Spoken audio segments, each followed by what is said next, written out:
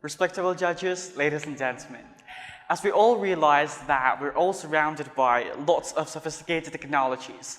Now, let's just imagine together that all those kinds of technologies exist in our school and help us to learn.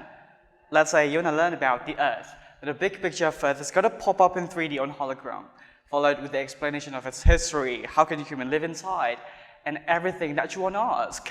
That is going to be really awesome in it, because there's no limit of how the school in the future can look like.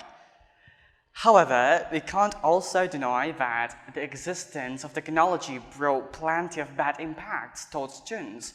I can really feel that.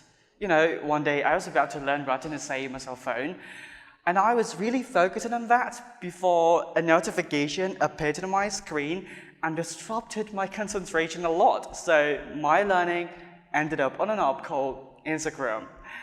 I realized this was my mistake, but this doesn't only happen to me, does it? So what's the solution to this then? I believe that getting rid of technology from students is never the answer, because it's all about how to make technology an effective tool to develop education.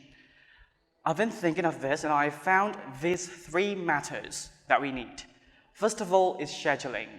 You know, whenever I wanted to start a new thing, I would always make the schedule in the previous day.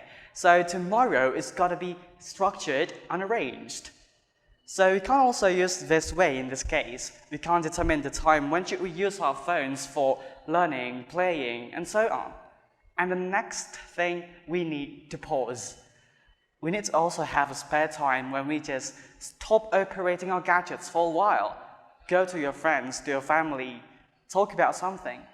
This is how we can try not to become addicted to our gadgets. And the last thing that we cannot leave behind is teachers' guidance. It reminds me of an American educationist, Jeffrey Canada. He said, "The schools in the future will value technology, but not in replacement of teachers."